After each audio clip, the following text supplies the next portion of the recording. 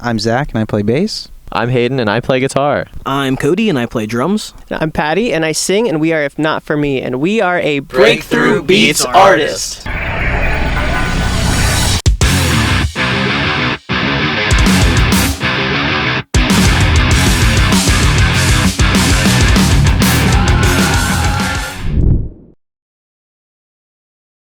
Yeah, honestly, a boy band with breakdowns. Yeah. I guess we really try to be like metalcore rock with like pop-ish choruses. We like to be catchy and but still hit hard, like good metalcore. Yeah, I think most of our sound is like the emphasis comes from the hooks. Like we want the song to be built around the chorus hook. We just want catchy, and like if we write a softer song, that's cool. If we write a heavier song, that's cool. We just want them to be good songs. I think that's what the most important aspect of it is to us. Oh, you want me to do this one? Yeah. All right. So, If Not For Me was actually this guy's high school project. It was like his band for a long time, and he just played locally for a while. And then when the time came for things to get a bit more serious with the band, you had some members leave, and you changed some people out and stuff like that. And then I think in 2018 is when me and Zach joined the band, and that's when I guess things started to get more serious for us. And we recorded an album and we put it out, and I don't know, I guess that's just around the time where we became an actual band. I don't know, is that the best way to say it? Probably took it seriously. Yeah. You got anything to add to that? No, that's good. Yeah, that's pretty much it. So for me, vocally, I was always very inspired by Spencer Chamberlain from Under Oath. Like he's a very, very big reason as to why I started getting into like heavier vocals and like screaming vocals and stuff like that. When I was learning how to do it, I would like emulate him.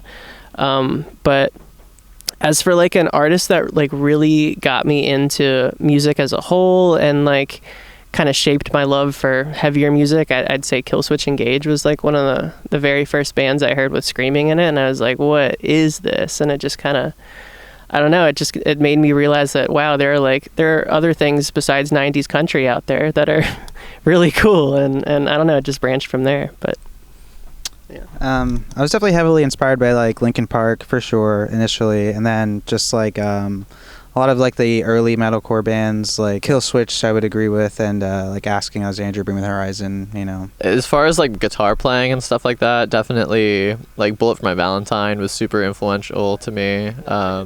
Yeah, honestly Van Halen was like a huge guitar inspiration for me too, and honestly the songwriting too. It's super poppy, still rock, and then honestly I listen to a lot of other pop artists, like Demi Lovato, Katy Perry, like stuff like that, and that is again my, I guess, songwriting inspiration. I want our songs to be as good as that like top 40 pop kind of stuff. I guess for me, for drums, it's like old school metalcore. Like grew up with like you said, like As I Lay Dying, Bullet for My Valentine, Killswitch Engage, Poison the Well was really big for me.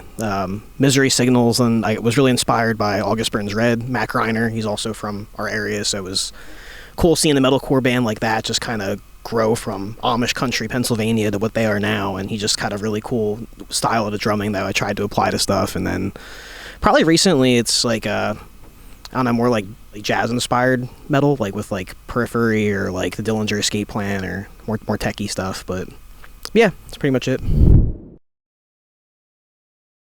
Oh man, okay, this is a really good one. We did this tour in May with a band called Electric Callboy, and they brought us out for a bunch of their like US dates, and I just remember the one night, I think specifically, like, was it Laval, Quebec?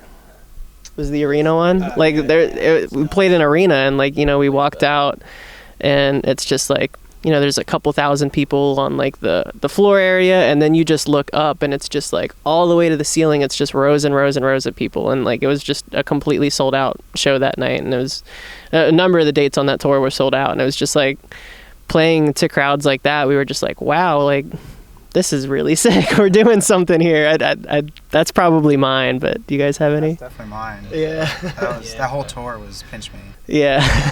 Yeah, definitely going along with what Patty said. I mean, yeah, that whole tour was sick. We were just talking before the interview about Pier 17 is a really cool venue. Just looks so sick. You know, you're on stage, and apparently, I guess I didn't notice it because I was having too much fun. But you can see the Statue of Liberty. And then another big one for me, I feel like, is currently our song has been on Octane for a while, and it's been consistently hitting the big ends. It's been on Octane for like, I don't know, 6 months or something like that, and pretty much consistently has been on there, which is pretty crazy to me that people like the song so much. Yeah, that's honestly what I was going to say. Just like growing up listening to Octane, and just like my family listens to Octane and Sirius XM, and just like that's when they finally, I think, started taking my project really seriously. We're like, oh my God, you're on the radio. Like, I heard your song while I was driving to work. That's crazy. And just like, I was getting my hair cut the other day, and like my hairdresser like barely listens to metal music and whatnot, and she never really understood what I was doing. Then randomly she was just like, I was driving into work today and heard your song come on. What the hell is going on? I'm just like, yeah, it's pretty crazy. I don't know either, but we're really grateful for everything. Lots of touring. Yes. Yeah, lots of touring. Now we're going to be on the road all of this fall with Set It Off and From Ashes to New, and New Year's Day, which we are very stoked about. And that's going to be like our first taste of like full US. And so we are very excited to play a lot of places that we've never been to before. And then the plan is to do a lot more of that next year, and hopefully put some new music out with it.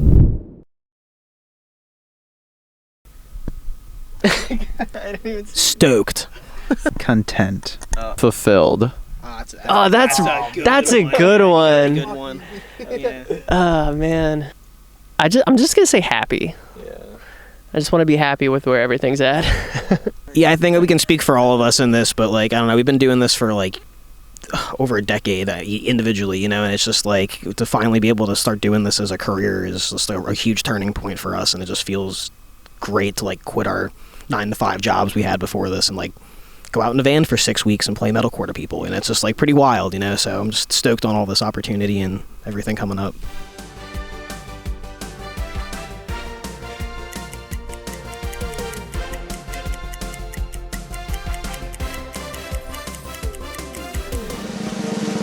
So, you know how they say a picture is worth 1,000 words? I'll let it tell its story.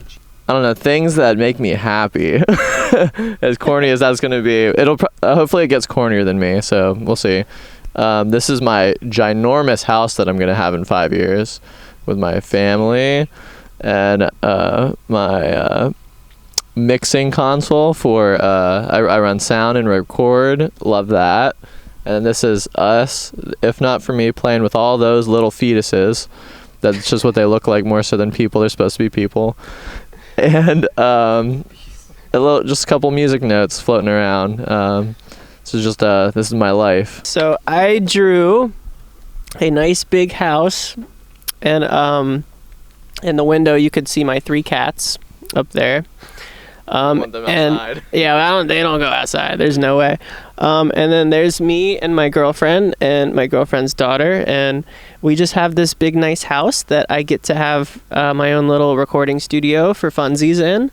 And I can actually afford that house playing metalcore, which is really cool. And those are my dogs in the yard. But yeah, that's it. I just want to be at a point where I can afford the things, a happy, boring life while playing metalcore. And I think that's all that really matters to me, I guess. This is my oval-shaped home on top of a mountain. Honestly, I've just always wanted my home to be somewhere where like it just looks really pretty around it, you know. So maybe not necessarily this is probably a logistical nightmare. Like, how am I going to get to the store, you know? It's on top of a mountain. It's in the clouds, you know. But I think generally the most important thing here is I have my music and I have my animals and I have my video games, because those are all the things that make me happy. So there you go. All right, so for me, I was just gonna leave it with this guy. This is me. I'm holding my drumsticks. I got my dollars. Yeah, I'm happy. Yeah. That's what I just want to be happy in 5 years doing what I'm doing here. That's the van. So I would like to keep touring and doing stuff. Don't mind the wheels. They're probably not very sound to drive with, being oval shaped. And then here, this is one of our concerts. It says, "Yay, we are stoked." And I just got kind of tired of drawing stick figures, so I wrote times 1,000 plus because I'm hopeful, you know. And then I wrote metalcore money does exist because I would like to believe in that. And then I'm just hoping to kind of keep doing what I'm doing this stuff, working my businesses and being happy, content with myself, my girlfriend, and hopefully my cat's still alive. And that's me. That's my signature. I think the moral of the story is we just want to be happy doing what we love and be able to make a living doing it, because not a lot of people get to do that, I guess.